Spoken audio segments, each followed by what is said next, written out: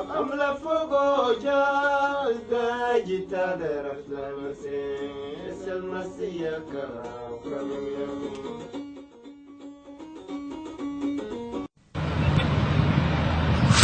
the Lokochogio airbase in northern Kenya, a Hercules aircraft claws into the sky, taking food aid to South Sudan.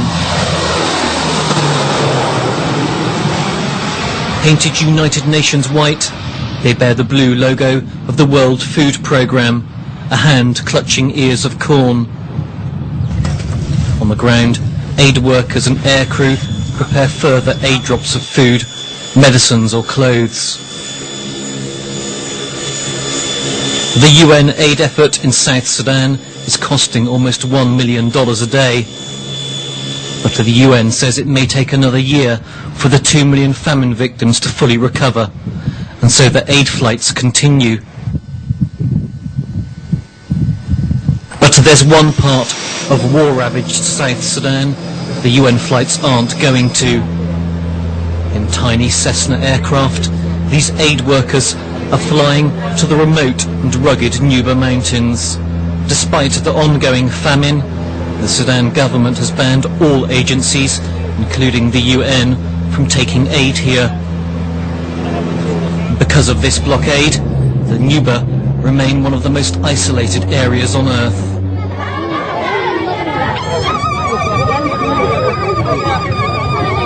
The Nuba Mountains have been closed to all outsiders for over a decade. Only a tiny group of maverick aid agencies, like the UK's Christian Solidarity Worldwide, do work here, defying the wishes of the Sudan government and in danger of being shot down. They provide a fragile lifeline to the outside world. It's a 2-hour walk from the plains up into the first villages. The Nuba have fled into the hills, where they say they can better defend themselves from government attacks. The Nuba Mountains are on the border of North and South Sudan. The Nuba people support the rebel Sudan People's Liberation Army of the South. Sudan is split into an Arabic, largely Muslim north and a black African, Christian and animist south. The southern rebels are fighting what they say is aggression by an Islamic extremist north. It's Africa's longest running war, and the Nuba are caught right in the middle. Less than half the original 3 million population survive here. The Nuba are the oldest indigenous people in Sudan, the legendary first people of this, Africa's largest country. They speak over 50 different languages. They trace a history back 7,000 years, when the Nuba kingdoms stretched as far as southern Egypt. 2 plane loads of medical aid are delivered to Nyakama village. The local medic, Joseph Kunda, inspects the supplies. He tells us there is only one doctor left here to serve the 1 million or so Nuba population, and only a handful of medics like himself. There are almost no medicines. Hundreds of people could die if we have no medicine to treat them, especially children and infants. Estimation, I can say 200 or 300 people died around this area. Yeah, just around this area only. A goat is slaughtered to honour our arrival. The rare presence of guests is a cause for celebration. When crops fail due to drought, livestock are one of the precious few buffers against hunger here. The Nuba have learnt to live with famine as an old friend.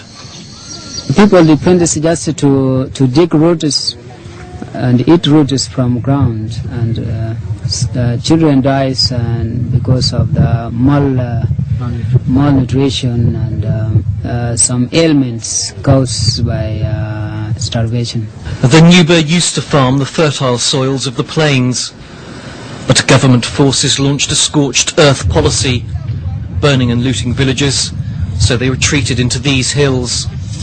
Here, they must scratch survival from the thin, rocky soils. That's in a good year when there are rains.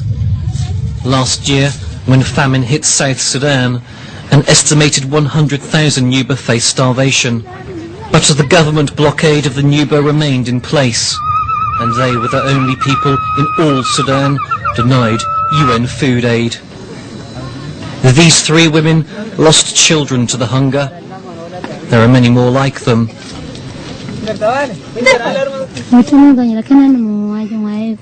There was massive starvation. I was dehydrated and had no milk for my child. We went to the forest to find wild fruits. Maybe that's why my child died. We received no help. All 3 are also widows. They lost their husbands in the war. Haida Osman says she doesn't want to have another family. Despite the suffering, no one comes here to help them. Those Nuba children who have survived still show the signs of recent hunger. And the rainy season, the time when famine may strike again, is now just beginning. The Nuba ask why they have been forgotten when Kosovo receives so much aid.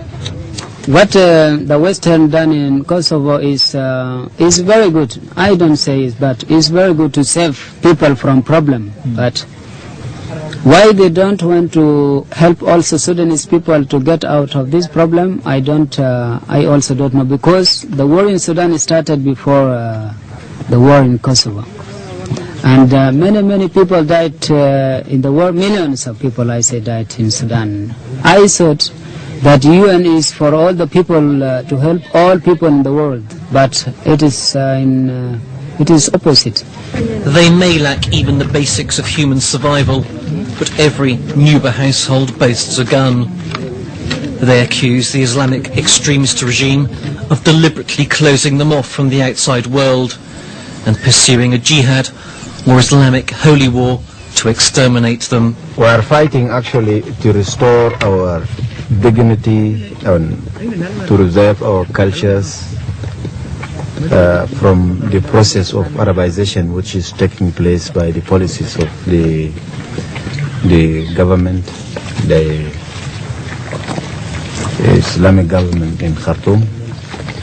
And we never mind within ourselves as Nubas to be Muslims or Christians, because we as Nubas, we have many Muslims, we have many Christians, but the very important thing is that we want to keep ourselves as Nubas in Sudan. At dawn the following morning, Yosef Haroun, rebel commander for the whole Nuba, arrives. He's walked all night to reach us. He tells us there have been 20 or more government attacks this year alone.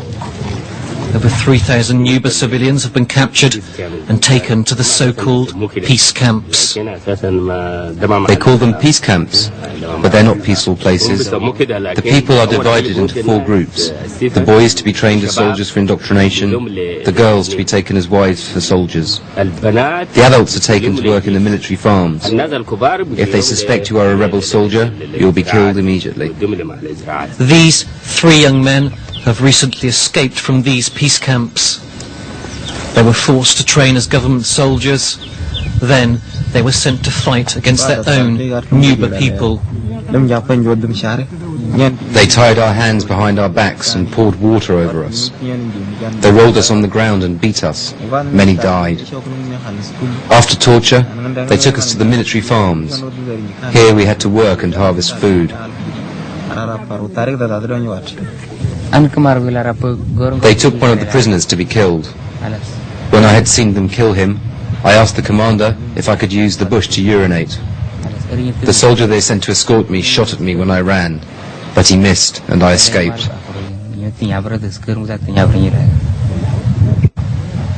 Evidence from elsewhere in South Sudan supports their story. Many of the prisoners of war held by the rebels have been forced to fight in this way. Among the 200 or so POWs in this rebel base, around half are Nuba. The story of one is typical.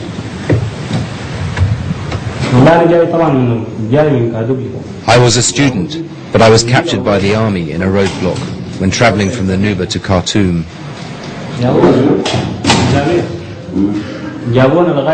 I was sent to an army camp to train for 1 year. After training, I was sent to fight the SPLA in the south. That's when I was captured.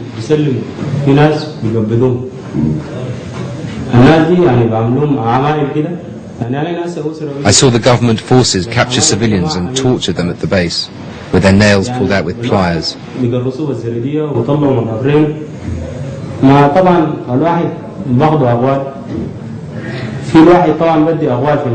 Rebel soldiers weren't even captured. They just killed them instantly on the spot.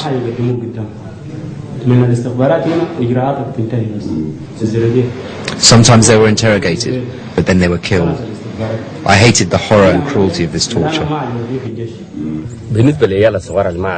Young recruits, they brainwash them, and they are trained to come and fight blindly here. But the adults often manage to escape and avoid fighting.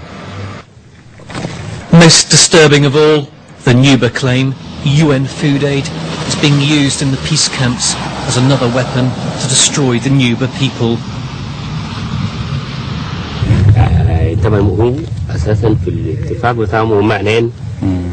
Sometimes, during famine and starvation, our people hear there is UN relief aid being given out in the peace camps, so they run there. And then they are forced into the camps, into the army, to fight, to suffer, just to get the aid. They know that if we had food here, all the people would leave the government areas and come back. That's how they use UN food aid as a weapon in the war against us.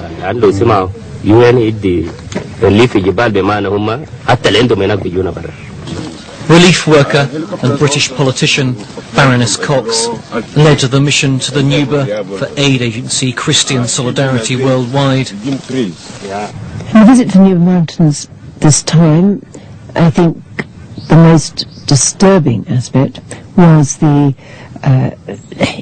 fact that there are these thousands of people completely cut off, still suffering very recent raids. These things are happening now. The world doesn't know. The aid organizations are not there.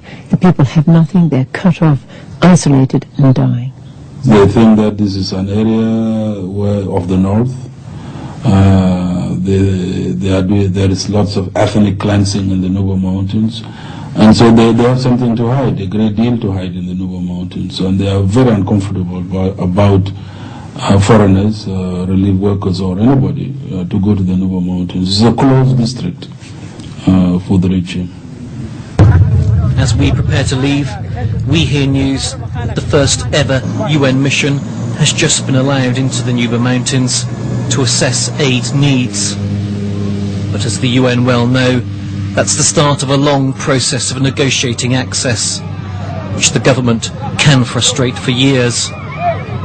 And the Nuba do not have time on their side.